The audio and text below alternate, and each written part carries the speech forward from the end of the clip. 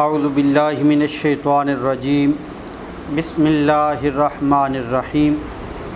میں آپ کا میزبان حافظ عاقب حسین جامعہ تاجدار مدینہ مرید ضلع چکوال کے یوٹیوب چینل دینی اسلام سے مخاطب ہوں۔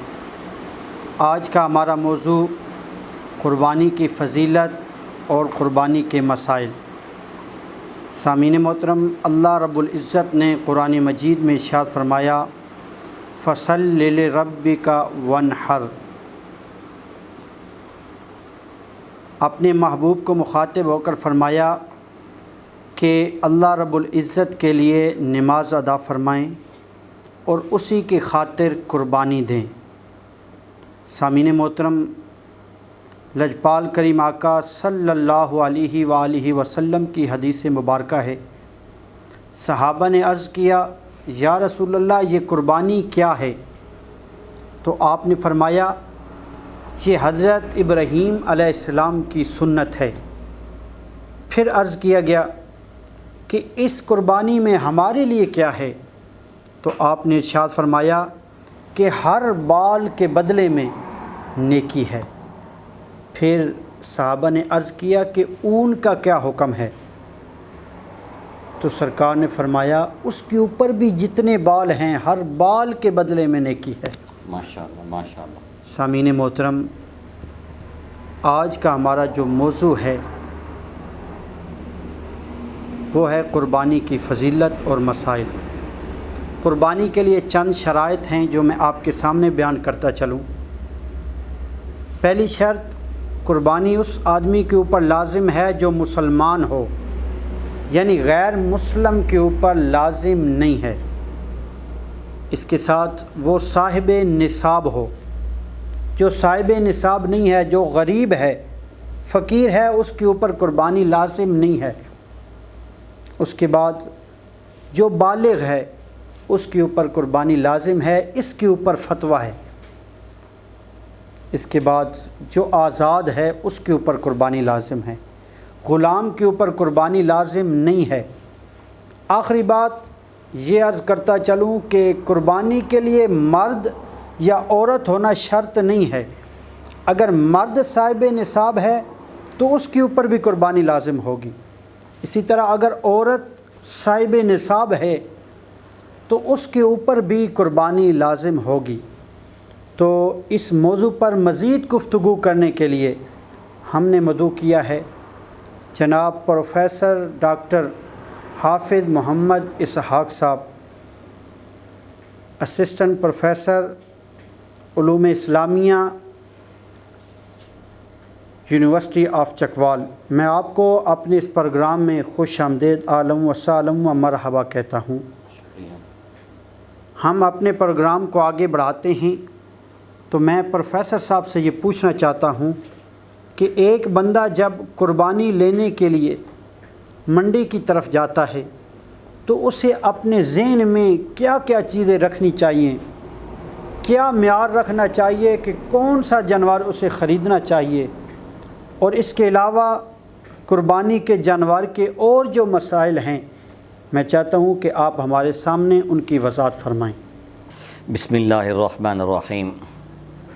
میں اپنے میزبان علامہ عاقب حسین کا شکریہ ادا کرنا چاہتا ہوں کہ انہوں نے آج پھر ہمیں ایک اچھے عنوان پر گفتگو کرنے کے لیے دعوت دی ہے۔ چونکہ یہ ماہ مقدس خصوصی طور پر یہ آخری جو 10 دن ہوتے ہیں ذی الحج کے، ان 10 دنوں میں ہر شخص قربانی کے جانور کی تلاش میں ہوتا ہے۔ تو علامہ صاحب نے سوال یہ کیا تھا کہ ایک شخص منڈی کی طرف جب جاتا ہے جانور خریدنے کے لیے، اس کے ذہن میں کون کون سی چیزیں ہونی چاہیے کہ وہ کن شرائط کو یا کن چیزوں کو وہ دیکھ کر اپنا لیے قربانی کا جانور خریدے جی۔ اس میں سب سے پہلی بات تو یہ ہے کہ قربانی کے جانور کی عمر کا وہ سب سے پہلا خیال وہ رکھے کہ عمر جو شریعت اسلامی نے ایک جانور ذبح کرنے کے لیے، قربانی کے لیے بیان کی ہے، اس پر معیار پورا اترنا ضروری ہے۔ 3 قسم کو جانوروں کی 3 کیٹیگری بنائی گئی ہیں، 3 قسمیں بنائی گئی ہیں۔ پہلی قسم ہے اونٹ یا اونٹنی۔ اونٹ یا اونٹنی کے لیے 5 سال شرط رکھی گئی ہے کہ 5 سال سے 1 دن بھی کم نہ ہو۔ دوسری جو کیٹیگری ہے اس میں گائے، بیل یا اسی طریقے سے گائے کے ساتھ بھینس کو بھی قربانی کے لیے ذبح کیا جا سکتا ہے۔ تو اس کے لیے فقہائے کرام نے 2 سال کی شرط رکھی ہے کہ وہ کم از کم ان کی عمر 2 سال ہو، تب وہ قربانی کے لیے گائے یا بھینس وغیرہ لگ سکتی ہے۔ تیسری جو قسم ہے اس میں بکرا، بکری، دمبا، دمبی، بھیڑ یا جس کو ہم لیلا کہتے ہیں، ان کے لیے 1 سال کی عمر بیان کی گئی ہے ان سب کے لیے۔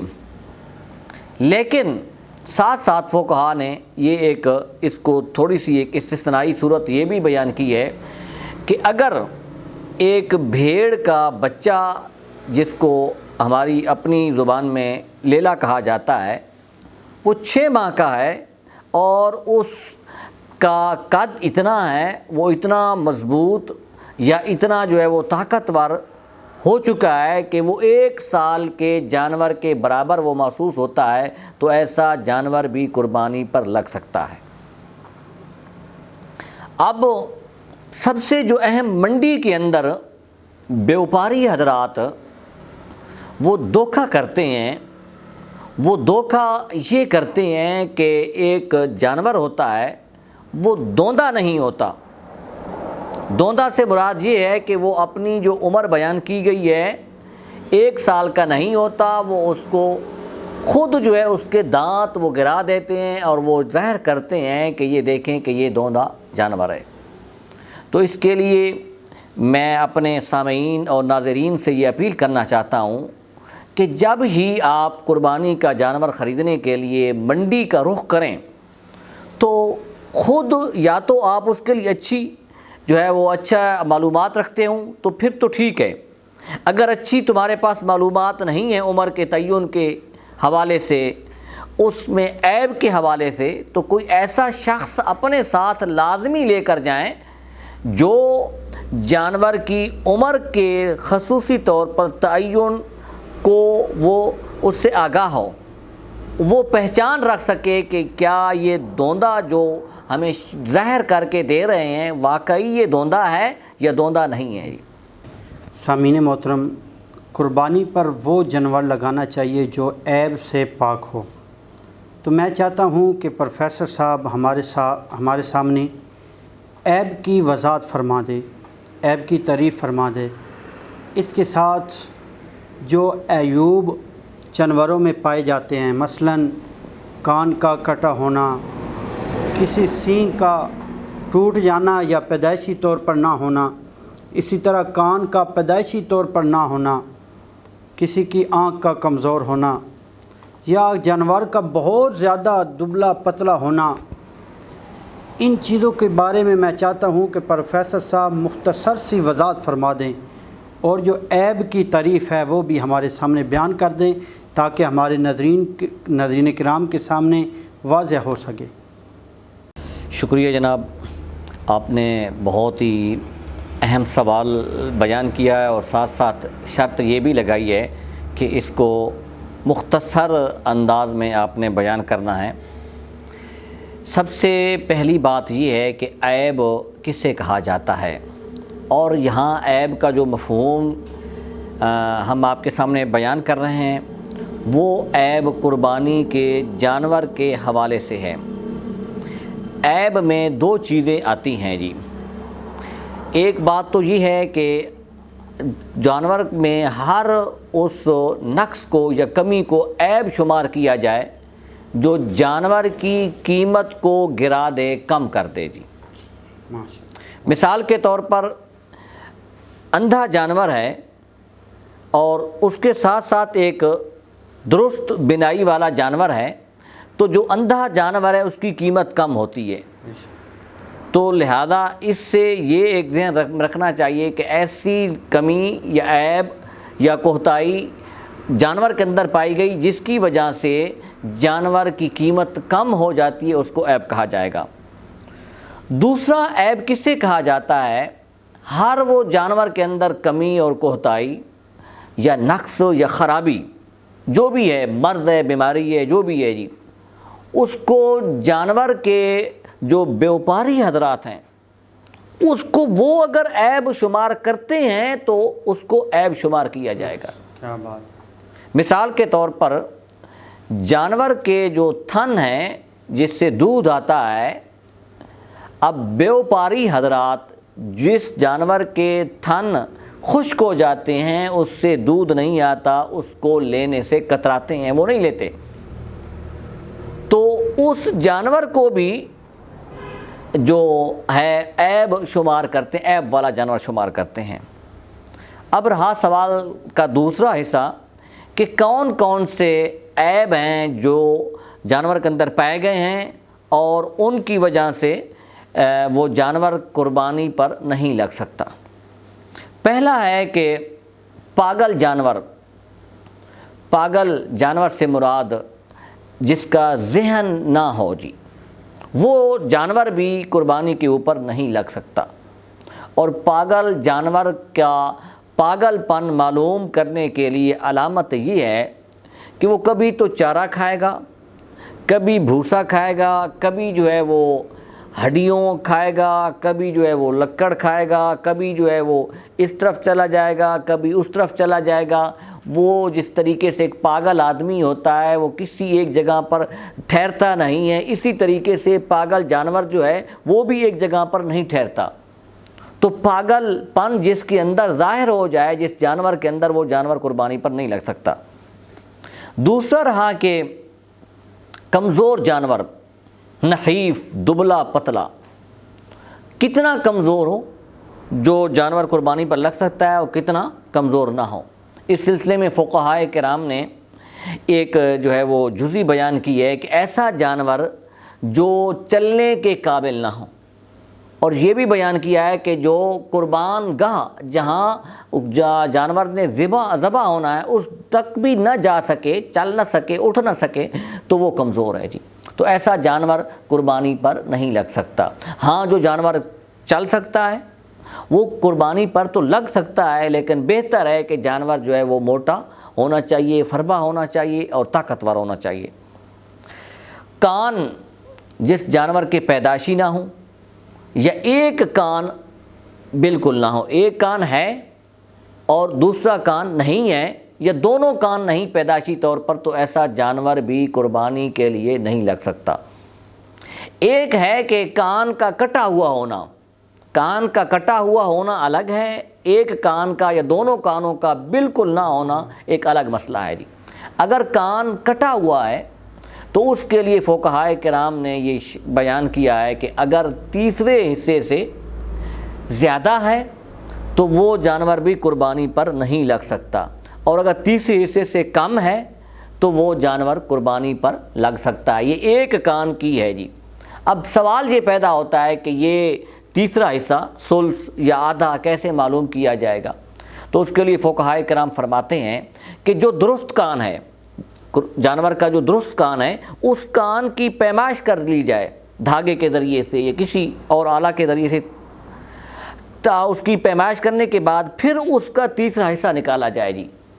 وہ جو تیسرا حصہ صحیح کان کا ہوگا، پھر اس کو دوسرے کان کے اوپر رکھ کر اس کی پیمائش کریں، وہاں آپ کو پتہ چل جائے گا کہ اس کان کا جو تیسرا حصہ کٹا ہوا ہے یا اس سے زیادہ ہے۔ اسی طریقے سے دانت جانور کے لیے بہت اہم ہے۔ دانت اگر جانور کے بالکل نہیں ہیں یا زیادہ دانت جو ہے وہ گر چکے ہیں تو ایسا جانور وہ قربانی پر نہیں لگ سکتا ہے۔ تھن کے بارے میں پہلے بھی بیان کر چکا ہوں کہ ایسے تھن جانور کے جو خشک ہو چکے ہیں، یا ایک تھن زیادہ ہے، ایک تھن بالکل چھوٹا ہے، اور جو چھوٹا تھن ہے اس سے دودھ نہیں آتا تو وہ بھی ایک قسم کا خشک ہے، تو ایسا جانور جو ہے وہ بھی قربانی پر نہیں لگ سکتا، جس کے تھن مارے ہوئے بھی، جس کو ہم پنجابی میں کہتے ہیں خشک بھی ہے۔ ایک ہے کہ کسی بکری کے اندر مثال کے طور پر 2 تھن ہیں، اس کے ساتھ ایک چھوٹا سا تھن بھی بعض اوقات تیسرا پیدا ہو جاتا ہے یا پیدائشی ہوتا ہے، تو اس کے لیے کیا حکم ہے؟ تو فقہا فرماتے ہیں کہ اگر 2 تھنوں سے دودھ آتا ہے اور تیسرا تھن جو بالکل چھوٹا ہے وہ غیر فطرتی ہے یا غیر جو ہے وہ عام روٹین کے مطابق نہیں ہے، تو اس تھن سے دودھ کا آنا لازم نہیں ہے، تو ایسا جانور جو ہے وہ قربانی پر لگ سکتا ہے۔ سینگ جانور کے لیے بہت اہم ضروری ہیں، اور سینگ جانور کے حسن میں اضافہ کرتے ہیں۔ جس طریقے سے کان جانور کے لیے اس کے حسن میں بھی اور اس کی قیمت میں بھی اضافہ کرتے ہیں، اسی طریقے سے سینگوں کے متعلق 2 طرح کا ہے۔ ایک ہے کہ کسی جانور کے سینگ بالکل پیدائشی نہیں ہیں، پیدا ہی نہیں ہوئے، تو ایسے جانور قربانی پر لگ سکتے ہیں۔ دوسرا ہے کہ سینگ موجود ہیں لیکن اس میں سینگ کٹے ہوئے ہیں، تو کٹے ہونے کی یا گر گئے ہیں، جانور آپس میں لڑتے ہیں، اس کی وجہ سے، جس وجہ سے بھی وہ کٹ گئے ہیں یا ٹوٹ گئے ہیں، یا جس طریقے سے وہ جانور کے بعض اوقات جو ہے خود بخود بھی وہ سینگ جو ہے وہ چھوٹے ہونا شروع ہو جاتے ہیں، تو اس سلسلے میں فقہائے کرام نے 2 آراء ذکر کی ہیں، 2 یعنی جزیات ذکر کی ہیں۔ پہلی جزی یہ ہے کہ ایک جانور ہے جس کا سینگ جو ہے اوپر سے جو سینگ کا خول ہوتا ہے، جس کو پردہ کہا جاتا ہے، وہ پردہ نہیں ہے، اندر سے جو اس کی مغز ہے یا اس کی جو اصل ہڈی ہے وہ موجود ہے، تو ایسا جانور قربانی پر لگ سکتا ہے۔ اور اگر قربانی کے جانور کا اوپر سے خول بھی نہیں اور اندر والا جو مغز ہے، جو اصل ہڈی ہے، وہ بھی نہیں ہے، تو ایسا جانور قربانی پر نہیں لگ سکتا ہے۔ اسی طریقے سے ایک ہے لنگڑا، ایسا لنگڑا جانور جس کا لنگڑا پن ظاہر ہو، جی۔ کچھ فقہا نے یہ بھی لکھا ہے کہ اس کو لنگڑا کہا جائے گا جو جانور اپنا پاؤں جو ہے زمین سے اٹھا نہیں سکتا، وہ زمین کے اوپر گھسیٹ کر چلتا ہے، تو وہ لنگڑا ہے۔ لنگڑا اگر اس کا لنگڑا پن ظاہر ہے تو ایسا جانور بھی قربانی پر نہیں لگ سکتا۔ ایک اور اہم ہے کہ اندھا جانور کیا قربانی پر لگ سکتا ہے؟ کیا بھینگا کانا جانور جس کو ہم کہتے ہیں وہ قربانی پر لگ سکتا ہے یا نہیں لگ سکتا؟ تو اندھا جانور اگر ہے تو وہ قربانی پر نہیں لگ سکتا۔ اس میں ایک اور بھی سوال کرتے ہیں کہ بہت سے لوگوں نے یہ سوال کیا ہے کہ ایک آنکھ سے تو اس کو نظر آتا ہے، دوسری آنکھ سے نظر نہیں آتا، تو کیا یہ جانور لگ سکتا ہے نہیں لگ سکتا؟ اگر ایک آنکھ سے اس کو نظر آتا ہے، دوسری سے نظر نہیں آتا، تو ایسا جانور بھی قربانی پر نہیں لگ سکتا۔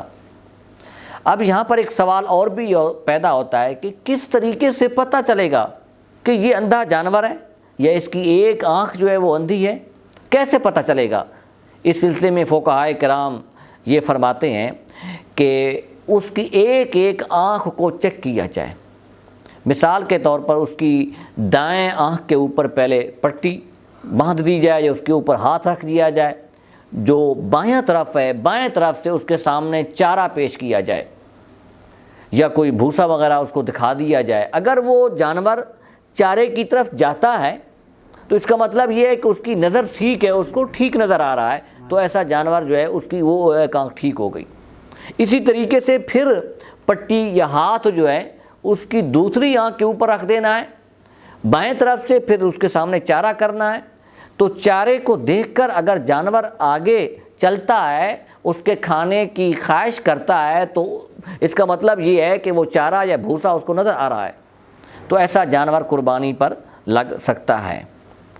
تو اس سلسلے میں جو فقہائے کرام نے بہت سے جانور کے متعلق مسائل بیان کیے ہیں، ایک مسئلہ ان میں سے یہ بھی ہے کہ دمب، خصوصی طور پر دمب، یہ بکری کی بھی ہوتی ہے، بھیڑ کی بھی ہوتی ہے جی، یہ دمب بالکل نہیں ہے تو کیا یہ جانور لگ سکتا ہے؟ تو جس کی دمب بالکل نہیں ہے تو ایسا جانور بھی قربانی پر نہیں لگ سکتا۔ دمب اگر کٹی ہوئی ہے تو کٹی ہونے کے بارے میں وہی اصول ہے۔ وہ اصول کیا ہے کہ تیسرے حصے سے اگر زیادہ کٹی ہوئی ہے تو ایسا جانور قربانی پر نہیں لگ سکتا۔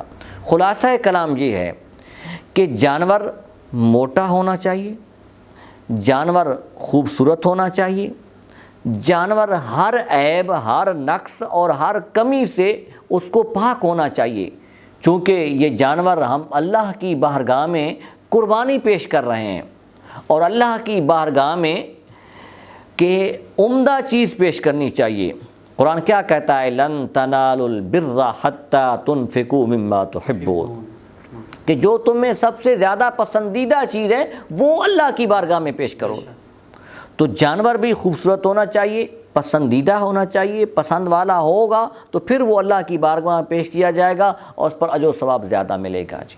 شکریہ جناب۔ ماشاءاللہ، پروفیسر صاحب نے بہت خوبصورت انداز میں ہمارے سوالات کی وضاحت فرمائی ہے۔ تو آخر میں آج کے اس پروگرام کا خلاصہ میں آپ کے سامنے بیان کرتا چلوں کہ اس پروگرام میں سب سے پہلے ہم نے قربانی کی فضیلت، اہمیت آپ کے سامنے بیان کی، اور اس کے بعد قربانی کے مسائل جس میں عیب وغیرہ جو جانور میں پائے جاتے ہیں ان کا ذکر کیا گیا اور ان کی وضاحت کی گئی۔ سامعین محترم، اپنے اس چینل میں ہم کومنٹس میں اپنا واٹس ایپ نمبر چھوڑ رہے ہیں، تو جس بھائی کو کوئی مسئلہ ہو قربانی کے بارے میں تو وہ ہمارے اس واٹس ایپ نمبر پر ہمارے ساتھ رابطہ کر سکتا ہے۔ سامعین محترم، آخر میں پروفیسر ڈاکٹر جناب حافظ محمد اسحاق صاحب کا انتہائی مشکور و ممنون ہوں کہ آپ نے اپنا انتہائی قیمتی وقت نکالا اور ہمارے اس پروگرام میں تشریف لائے، اور میں اس پیغام کے ساتھ اپنے اس پروگرام کو اختتام پذیر کرتا ہوں۔ اللہ رب العزت نے قرآن مجید میں ارشاد فرمایا، لن ینال اللہ لحومها ولا دماؤها ولکن ینالہ التقوی، کہ اللہ رب العزت نے یہ پیغام ہم تک پہنچایا کہ لوگوں، مجھے آپ کے خون کے، آپ کے گوشت کی ضرورت نہیں ہے، بلکہ آپ کے اندر جو تقوی پایا جا رہا ہے وہی اصل چیز ہے۔ انما الاعمال بالنیات، اعمال کی بنیاد نیتوں پر ہوتی ہے۔ تو اگر ہم قربانی کرتے ہیں تو ہمارے ذہن میں تقوی ہونا چاہیے، اللہ کو راضی کرنا مقصود ہونا چاہیے، صرف لوگوں کو دکھانا مقصود نہیں ہونا چاہیے۔ اسی پیغام کے ساتھ آپ کا ہوسٹ عاقب حسین میں آپ سے اجازت چاہتا ہوں، والسلام۔